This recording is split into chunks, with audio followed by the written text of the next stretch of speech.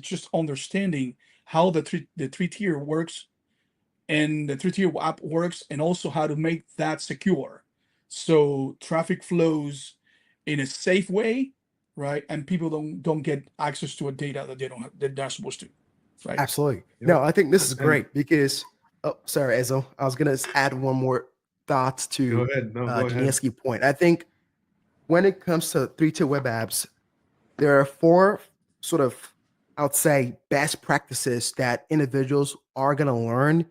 And these are more specifically on security, scalability, the availability of that three-tier web app, and also the independency of the different tiers that are in that application, right? We want to have that strong authentication mechanism to have individuals access your application, but also to the database tier itself, right? You don't want to just not have random people accessing data in that database. So database level encryption is super important.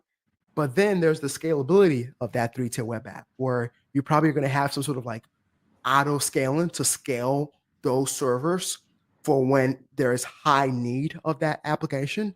So you want to split Mm-hmm.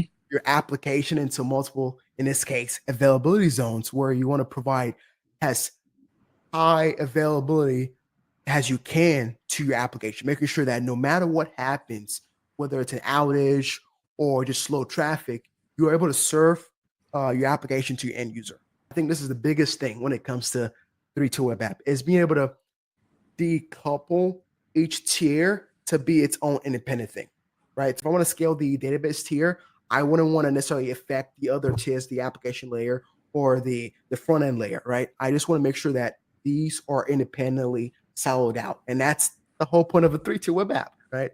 They're all individual tiers.